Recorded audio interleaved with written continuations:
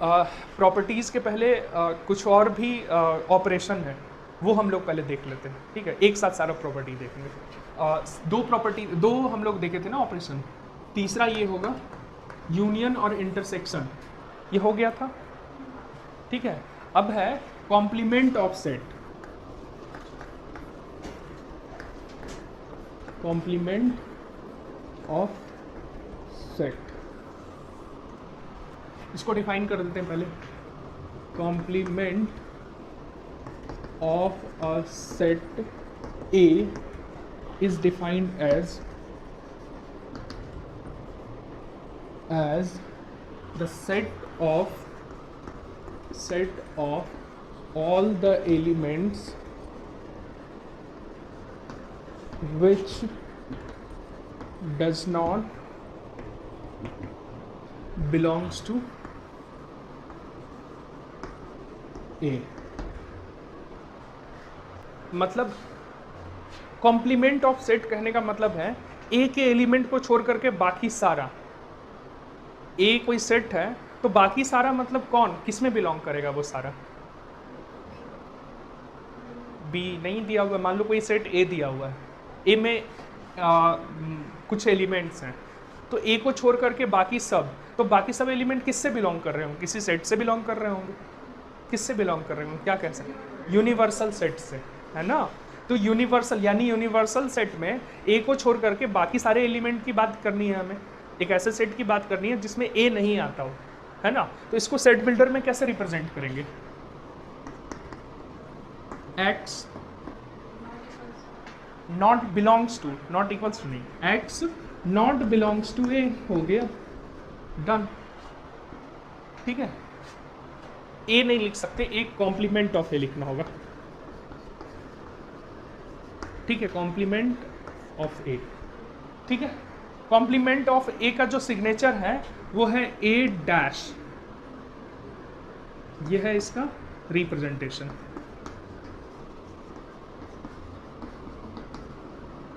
ठीक है, ये इसका रिप्रेजेंटेशन है ए डैश, कॉम्प्लीमेंट ऑफ सेट। अब एग्जाम्पल, कोई यूनिवर्सल सेट जब तक नहीं दिया हुआ होगा तब तक हम कॉम्प्लीमेंट को एलिमेंट के टर्म्स में नहीं लिख पाएंगे, यानी रोस्टर फॉर्म में लिखने के लिए हमको यूनिवर्स दिया हुआ होना चाहिए, है ना। तो कोई एक यूनिवर्स है 1 2 3 4 5, ठीक है, और ए है 1 2 3, तो कॉम्प्लीमेंट ऑफ ए क्या हो जाएगा 4 5, समझ आ गया एग्जाम्पल, ठीक है। अब मैं कहूँ कि 5 का कॉम्प्लीमेंट क्या आएगा,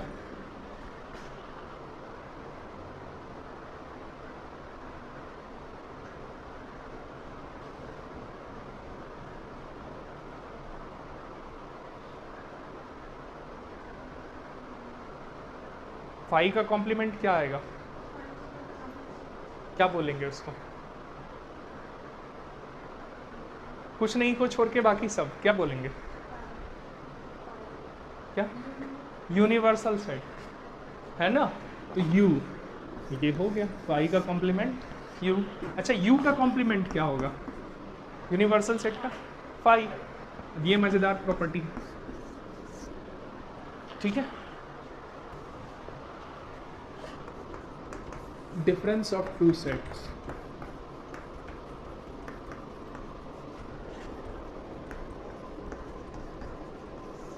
डिफरेंस ऑफ टू सेट्स, दो सेट्स का डिफरेंस, डिफरेंस की बात कैसे करेंगे, ठीक है। तो डिफरेंस कहने का मतलब कैसे आप डिफाइन करें, एक सेट कुछ है दूसरा सेट कुछ और है, अब दोनों को डिफरेंस की बात कर रहे हैं, मान लो ए है बी है, ए को बी से घटाने का क्या मतलब है, ए के सिर्फ उसी एलिमेंट को हटा सकते हैं जो बी का ए में मौजूद है, जो मौजूद ही नहीं उसकी बात ही नहीं करनी है हमें, है ना। तो उसको कैसे डिफाइन करेंगे, ए माइनस बी को कैसे डिफाइन करेंगे, ए माइनस बी एक ऐसा सेट है जो ए में तो बिलोंग करता है बट बी में बिलोंग नहीं करता है ना। तो difference of two sets, difference of two sets A and B is defined as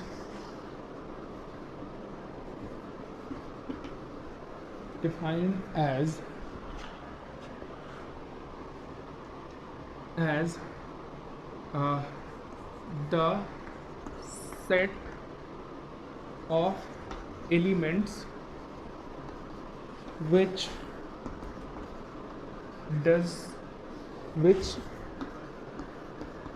belongs to one set and not belong to another।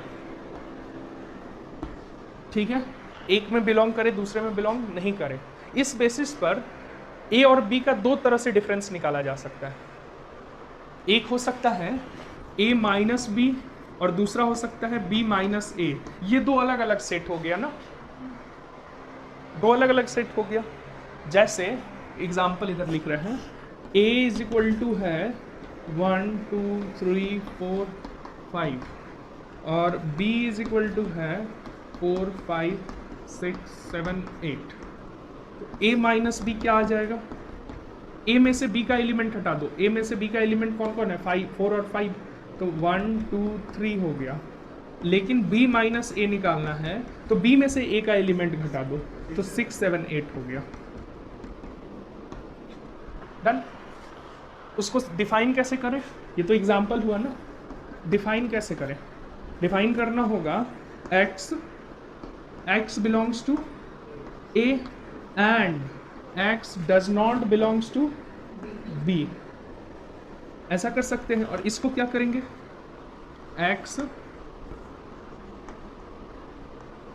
x belongs to b and x does not belongs to a।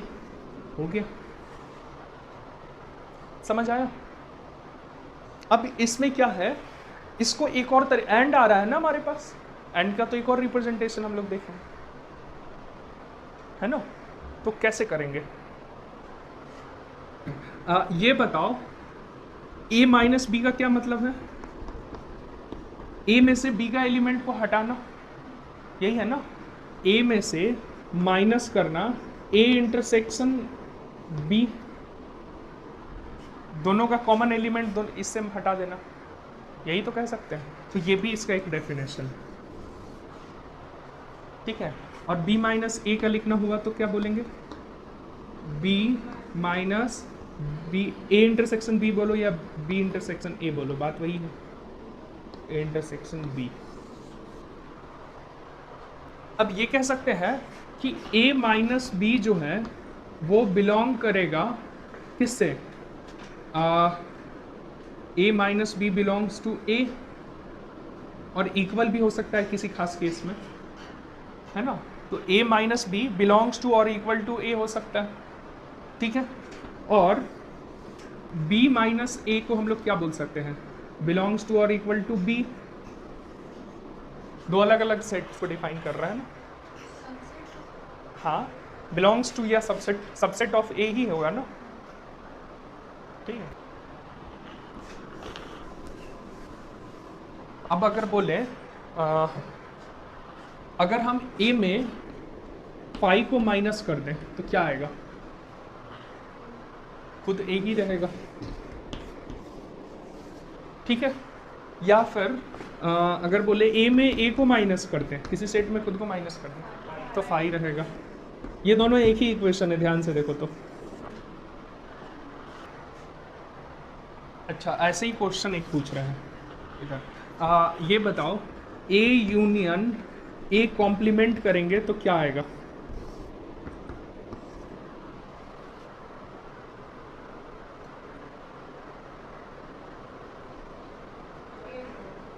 a आएगा। Complement का क्या मतलब है? a में नहीं आता है। और a का क्या मतलब है? जो a में आता है, दोनों का यूनियन कर दिए, क्या बनेगा? यूनिवर्स, ठीक है, यूनिवर्सल सेट। क्लियर है? हाँ। अब अगर कहें a intersection a complement a dash, क्या हो जाएगा? 5। ए में बिलोंग करता है, दूसरा ए में बिलोंग नहीं करता है, दोनों के बीच कुछ कॉमन है क्या? फाई। इस तरह से कुछ प्रॉपर्टीज हम लोग लॉजिक का इस्तेमाल करके देख सकते हैं। ठीक है, तो अब जो हम लोग करेंगे वो इसी के बेसिस पर जो अभी तक हम लोगों ने देखा, इसी की कुछ प्रॉपर्टीज, कुछ लॉज हम लोग देखेंगे। ठीक है, ए यूनियन ए क्या आएगा? ए आएगा। इसका प्रूफ नाम का है, इफ मान लेते हैं x belongs to, let x belongs to a union a. इसको हम लोग सेट बिल्डर से ऐसे ही लिखेंगे ना, x बिलोंग्स टू, ऐसा कर सकते हैं a and x belongs to a, और इसका एक ही मतलब है, x belongs to a, x belongs to a दो बार लिखने की जरूरत ही नहीं है ना, तो सीधे ही हम a लिखेंगे ना, x बिलोंग्स टू a एक ही बार लिखेंगे। दो बार एक सेट में एक एलिमेंट को दो बार रिप्रेजेंट करने का कोई मतलब नहीं, तो यही हो गया। ठीक है, second property, a intersection a क्या आएगा? a ही रहेगा, दोनों में कॉमन क्या है? a। अब इसी पे यहाँ पे और आ जाएगा, और में भी same property, x belongs to a और x बिलोंग्स टू a आएगा, है ना? तो क्या हो जाएगा? If x belongs to a intersection a का मतलब तो x बिलोंग्स टू a ही होगा ना सीधा, है ना? तो x हम लेके चले थे a इंटरसेक्शन a में बिलोंग कर रहा है, और आगे x बिलोंग कर रहा है a में, प्रूफ हो गया, x कोई भी एलिमेंट हो सकता है। ठीक है, ये था पहला लॉ। ठीक है, यहाँ पहला मत दो, ठीक है, यहाँ नंबर 1 दे दो। इसको कहते हैं आइडेम्पोटेंट लॉ, नाम है बस, इसको कहते हैं आइडेम्पोटेंट लॉ। ठीक है, बस एक नाम है, तुम कहाँ से आया नहीं पता। ठीक है, नंबर 2 पर अब चलते हैं, आइडेंटिटी लॉ।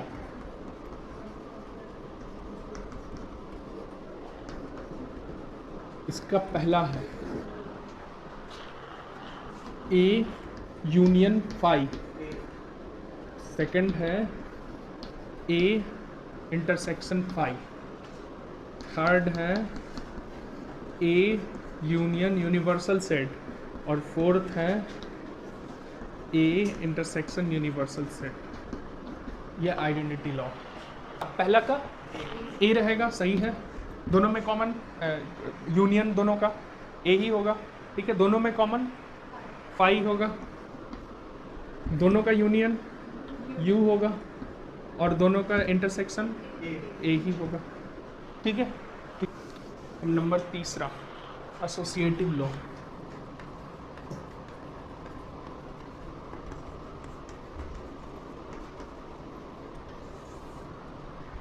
एसोसिएटिव लॉ क्या कहता है?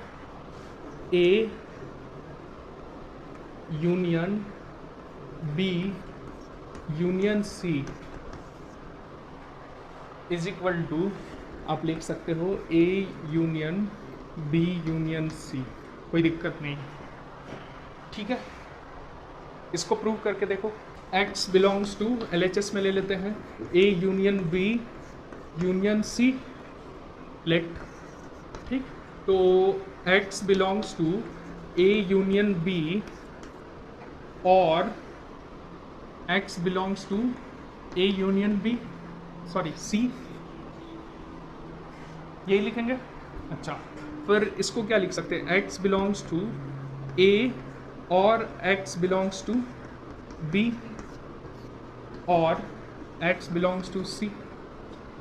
अब और है, ब्रैकेट यहाँ दो या इस दोनों में ब्रैकेट दो रहेगा, तो वही इसको ऐसे भी लिख सकते हैं, x बिलोंग्स टू ए और x बिलोंग्स टू बी और x बिलोंग्स टू सी, और इस दोनों में ही ब्रैकेट लगा सकते हैं, कोई दिक्कत नहीं होगी। तो ये हो जाएगा x बिलोंग्स टू ए और x belongs to B union c. ठीक है, और ये हो गया x बिलोंग्स टू दिस और x बिलोंग्स टू दिस, तो क्या हो गया? x belongs to a a union b union c, हम लेके चले थे ये, ठीक है। कुछ नहीं है, सेम लैंग्वेज, अभी हम बस लैंग्वेज लिखना सीख रहे हैं ये प्रूफ के इससे, ये है कुछ नहीं, सिंपल चीज़ है, ठीक है। लेकिन इससे लैंग्वेज का एक पता चलेगा कि कैसे हम लोग लिख रहे हैं, फिर आगे इन सब को क्वेश्चन में यूज़ करेंगे इस पूरे तरीके को।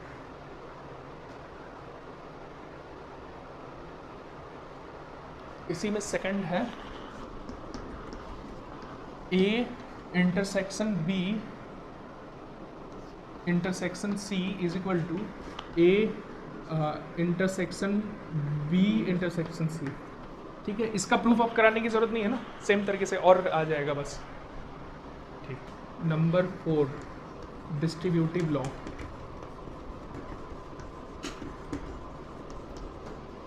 ठीक है। डिस्ट्रीब्यूटिव लॉ में पहला है a union b intersection c, ठीक है। इसका प्रूफ तुम लोग करने की कोशिश करो, is equal to a union b, जैसे डिस्ट्रीब्यूट करते हैं देख लो कैसे, ए यूनियन बी के साथ, फिर इंटरसेक्शन ए यूनियन सी के साथ, दोनों के साथ बारी बारी से यूनियन कर दो, बीच में इंटरसेक्शन डालना है, बीच में इंटरसेक्शन डालना है ए यूनियन सी। डिस्ट्रीब्यूट करते हैं ना, मल्टीप्लिकेशन एडिशन जब बॉटम आउट करते हैं तो ऐसे भी करते हैं डिस्ट्रीब्यूटिव लॉ, वही डिस्ट्रीब्यूटिव लॉ। अब इसको करके देखो proof, let x belongs to a union b intersection c. इसमें पता है रिजल्ट पता है तो आसान है, यही करना है। हाँ, तो क्या हो गया, x बिलोंग्स टू ए और x belongs to b intersection c, ठीक है। x बिलोंग्स टू ए या फिर x belongs to b and x belongs to c, ये करना पड़ेगा, ठीक है। क्या हुआ, हाँ, x बिलोंग्स टू a और x belongs to b and c है ना। तो अब b और c दोनों में बिलोंग करना चाहिए, और यहाँ पे फिर a में बिलोंग करना चाहिए, दो या फिर a में बिलोंग करना चाहिए, या तो a में बिलोंग करे या फिर b और c दोनों में बिलोंग करे। अब इसको देखो, ऐसे सोच करके देखो, a में बिलोंग करे और b में बिलोंग करे, एंड b में बिलोंग करे, a में बिलोंग करे और c में बिलोंग करे, ऐसे भी तो लिख सकते हैं। इसको पहले लिख देते हैं, x बिलोंग्स टू a और x बिलोंग्स टू b।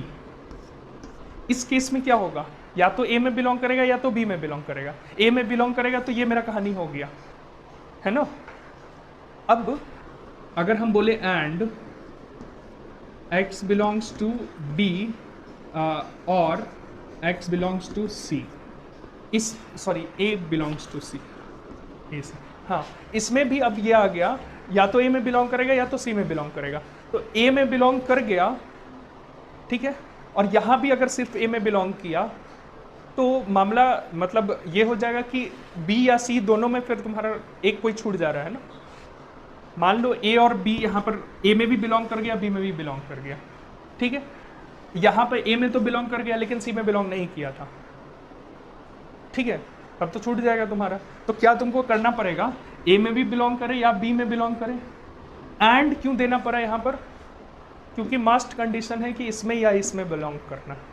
अगर इधर a में बिलोंग किया तो इधर भी a में बिलोंग कर गया, तो a और दोनों में से किसी एक में तो बिलोंग कर गया ना। हमको तो यही देखना है, या फिर इसमें बिलोंग करे या फिर इसमें बिलोंग करे, दोनों में से किसी एक में बिलोंग करना चाहिए। तो इधर भी a में किया, इधर भी a में किया, तो ये वाला कंडीशन तो सॉल्व होगा।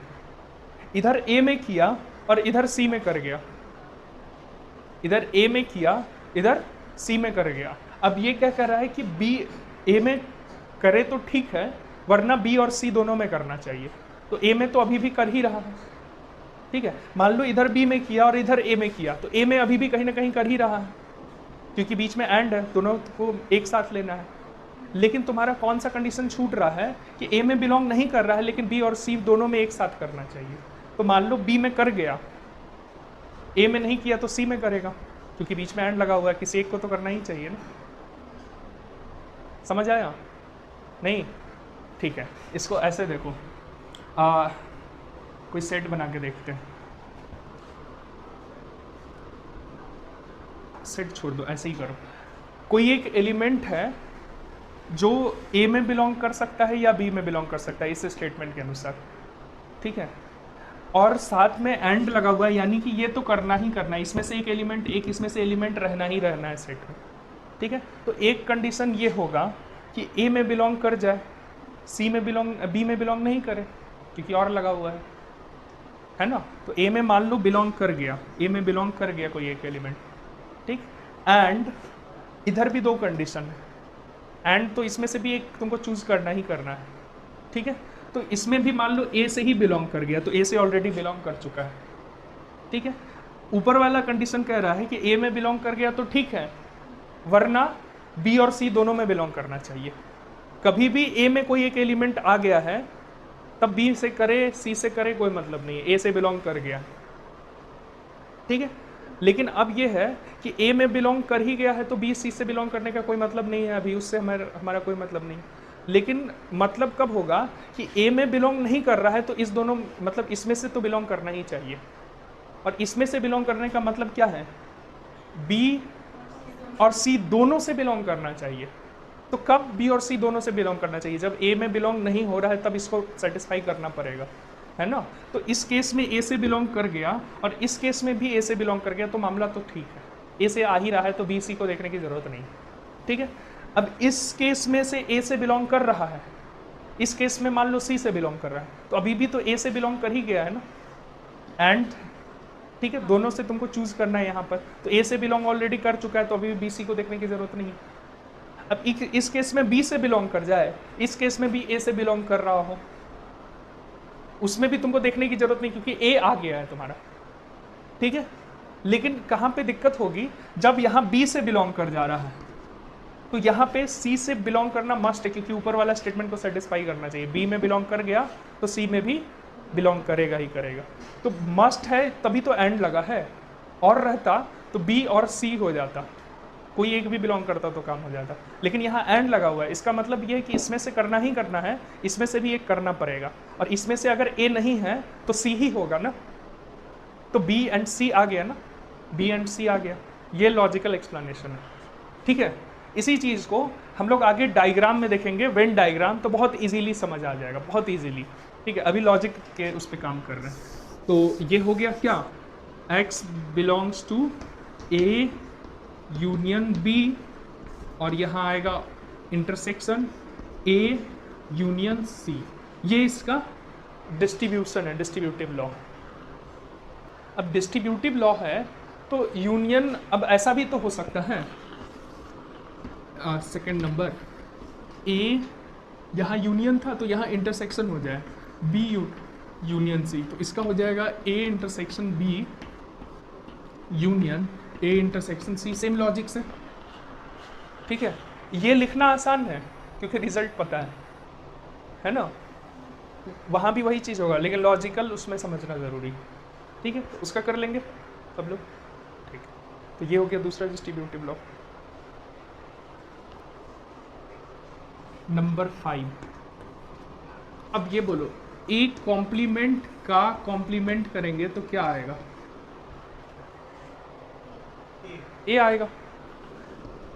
x belongs to A complement का कॉम्प्लीमेंट, तो इसका मतलब है x belongs to, x does not belongs to A complement, और ए कॉम्प्लीमेंट में बिलोंग नहीं कर रहा है तो x बिलोंग कर रहा है ए से, समझ आ गया।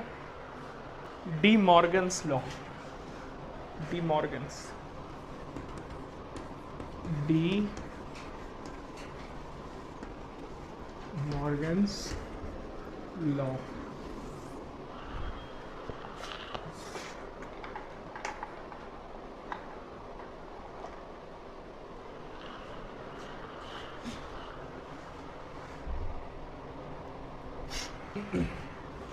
पहला, ए यूनियन बी होल का कॉम्प्लीमेंट अगर है तो ये आ जाता है a complement intersection b complement, ठीक है। इसको देखो, मान लो x बिलोंग कर रहा है ए, डी मॉर्गन इस पे काम किए थे, उन्हीं के नाम पे ये पढ़ा है, मैथमेटिशियन थे। ए यूनियन बी का कॉम्प्लीमेंट। ठीक है, अब x does not belongs to a union b होना चाहिए, यानी कि एक्स ना तो ए में बिलोंग करना चाहिए और ना ही बी में बिलोंग करना चाहिए। क्या ये सही है? क्या ये सही है? बताओ क्यों नहीं सही? क्यों एंड होगा? हाँ, लॉजिकल सोचो, ठीक से सोचो। और है ना, इस दोनों, इस ना तो इसमें से बिलोंग करेगा ना ही इसमें से बिलोंग करेगा, क्योंकि इन दोनों का यूनियन है।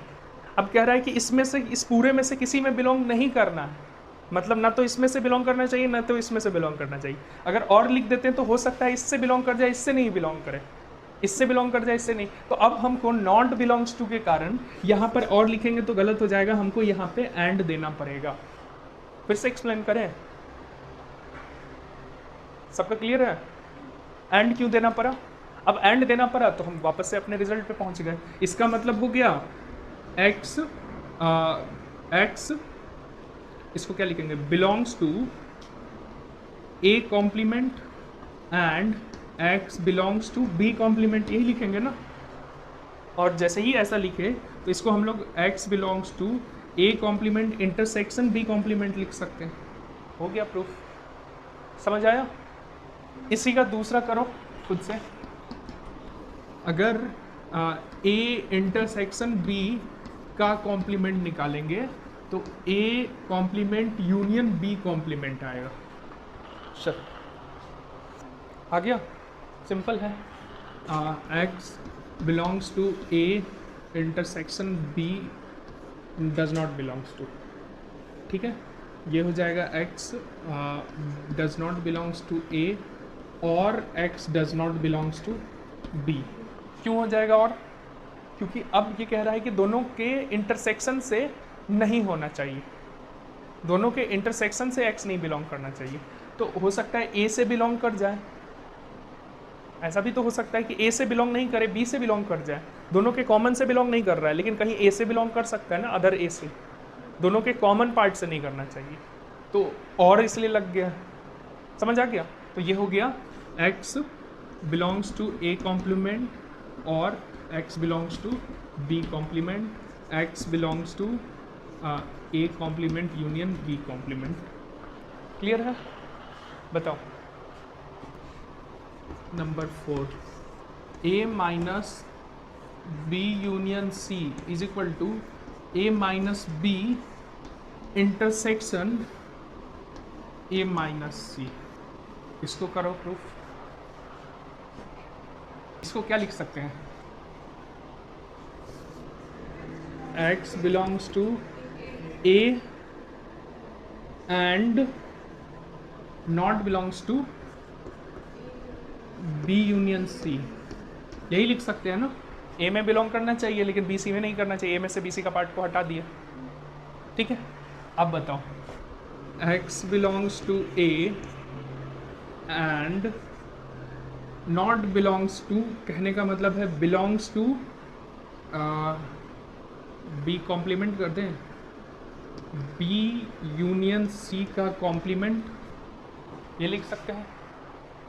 बताओ अब x belongs to a and x, चलो ठीक है, बिलोंग्स टू x एक ही बार ले लिए,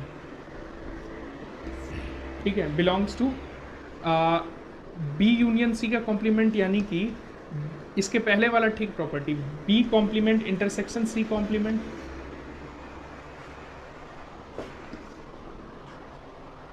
बताओ क्या? डी मॉर्गन का पहला लॉ देखो, पीछे पलट के, पहला लॉ जो कराएं यही था ना, समझ आया? इसी को तो ये लिखे। अच्छा, तो x बिलोंग्स टू, यहाँ होगा x belongs to a and x ही रहने दो, x belongs to b dash and x belongs to c dash, यही कर सकते ना, इंटरसेक्शन। ठीक, और क्या करना है, और पहुंचना है a माइनस बी। ठीक है, x belongs to a and x belongs to b dash and x belongs to b dash. ठीक है, एक ये हो गया। फिर एंड है ना, and x belongs to a and x belongs to c dash, x belongs to a and x belongs to c dash. Distributive law अगर लगाओ तो दोनों में डिस्ट्रीब्यूट कर दो इसको, a को। ठीक है, एंड है टोटल में, कोई दिक्कत नहीं है, सेम सेम। ठीक है, इसको क्या लिख सकते हैं, x a में बिलोंग करना चाहिए और b में बिलोंग नहीं करना चाहिए। इसका क्या मतलब है, a माइनस बी। ठीक है, एंड का मतलब इंटरसेक्शन, और a minus C, a minus C, यही है। आखिरी प्रॉपर्टी है number 4, a minus B intersection C है। इसको लिख सकते हैं a minus B union a minus C. Same second वाला प्रॉपर्टी यूज़ करेंगे यहाँ पे यूनियन की जगह इंटरसेक्शन आएगा तो यहाँ फिर यूनियन आ जाएगा और फिर वही चीज़ आ जाएगा फाइनली। ठीक है, सेम प्रॉपर्टी, सेम तरीके से नोट कर लो, लिख लेना।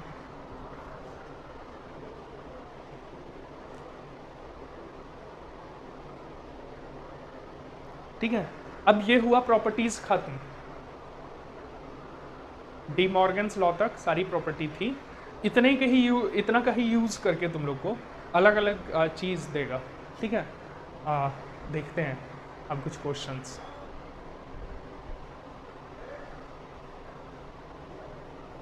मेथड यही रहेगा बनाने का ज़्यादातर क्वेश्चंस में। अब प्रॉपर्टीज़ कभी कभी डायरेक्ट यूज़ करके डायरेक्ट भी बना सकते हैं, जैसे डिस्ट्रीब्यूटिव लॉ प्रूव नहीं करेंगे वहाँ पर, सीधे ही यूज़ कर लेंगे। अच्छा हाँ, एक चीज़ बताना रह गया है, शायद a माइनस बी को हम लोग a इंटरसेक्शन b कॉम्प्लीमेंट लिख सकते हैं क्या, ये देखना तो पहले। ये शायद नहीं बताया ना, ये हम सोचे हुए थे, अभी लास्ट प्रॉपर्टी में बताना था। a माइनस बी वाला प्रॉपर्टी नहीं बताया शायद, देख लेना। a माइनस बी का मतलब a इंटरसेक्शन b कॉम्प्लीमेंट। इसको देखो, b को छोड़ करके बाकी सब, ठीक, और a माइनस बी कह रहे हैं, a का इंटरसेक्शन b को छोड़ करके बाकी सब की बात हो रही है। तो अब मान लो a में एलिमेंट है, यूनिवर्सल सेट है 1 2 3 4 5 9 तक, ठीक है, और a है 1 2 3 4 5 और b है 4 5 6 7, ठीक है। a माइनस बी क्या आएगा, 1 2 3 आएगा, a माइनस बी, ठीक है। a में b के एलिमेंट्स को हटा दो 4 5 को, तो a 1 2 3, ठीक। अब मैं कहूँ कि a का इंटरसेक्शन निकालो b को छोड़कर बाकी सब के साथ, b को छोड़कर 4 5 6 7 को छोड़ करके 1 2 3 और बाकी में a का इंटरसेक्शन क्या आ जाएगा, 1 2 3 आएगा ना। b को हटा देने का मतलब है a में जो b का एलिमेंट है उसको भी हटा दिया, ठीक है। इसके बाद ठीक वेन डायग्राम करेंगे तो उसमें और अच्छे से आएगा। 4 5 भी तो हट गया, b को जैसे ही हटाए, तो b को छोड़ करके बाकी सब में जो कॉमन होगा वो तो a का ही एलिमेंट होगा ना, समझ आया। b को छोड़कर ये कह रहे हैं कि a इंटरसेक्शन b कॉम्प्लीमेंट करना है। b कॉम्प्लीमेंट क्या होगा, b को छोड़कर बाकी सारा, यानी कि b को छोड़ने का मतलब है 4 5 को भी हटाना, ठीक। और a का इंटरसेक्शन b कॉम्प्लीमेंट में 4 5 तो नहीं आता है, इंटरसेक्शन यानी कि कॉमन पार्ट देख रहे हैं। b कॉम्प्लीमेंट क्या आ जाएगा, b कॉम्प्लीमेंट आ जाएगा 1 2 3 फिर 8 9, यही आ जाएगा ना। b और a का b कॉम्प्लीमेंट के साथ इंटरसेक्शन तो सिर्फ 1 2 3 का हो रहा है, 4 5 ऑलरेडी हट ही चुका है क्योंकि b कॉम्प्लीमेंट ले रहा है, तो इसलिए ए माइनस बी को ए इंटरसेक्शन बी डैश कह सकते हैं। समझ आया? हाँ, देखो इसको हम लोग ऐसा लिख सकते हैं, ए LHS को a intersection b dash union b, ठीक है। बी को पहले कर लेते हैं, b union a intersection b dash बताए थे, आप आगे पीछे कहीं भी कर सकते हैं किसी भी तरह से। हाँ, फिर क्या होगा, डिस्ट्रीब्यूटिव लॉ लगाओ, b union a intersection b union b dash, b union b dash होगा। अच्छा, बी यूनियन ए ही लिखना है इसको, तो इंटरसेक्शन इसको क्या लिख सकते हैं? हाँ हाँ हाँ हाँ हाँ हाँ, ठीक से। यूनियन का क्या मतलब है? सारा, तो क्या होगा? बी यूनिवर्सल सेट होगा ना, बी को तो ले लिए और बी को छोड़कर बाकी सबको भी ले लिए, यूनिवर्स। तो ये हो गया हमारा यू, यूनिवर्सल वाला यू है, ठीक है। तो अब किसी भी सेट का यू के साथ इंटरसेक्शन क्या हो जाता है?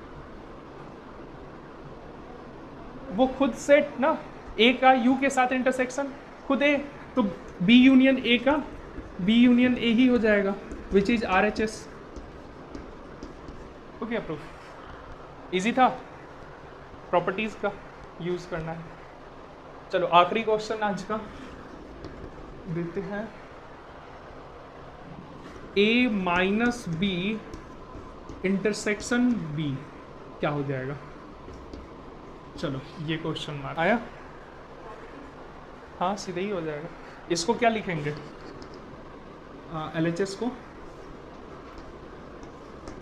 A intersection b dash intersection b, फिर इसको लिखेंगे a intersection b dash intersection b dash. अब बी इंटरसेक्शन है तो किसी दो को पहले लो बाद लो और कोई फर्क नहीं पड़ेगा। अब इसको क्या लिख सकते हैं? फाई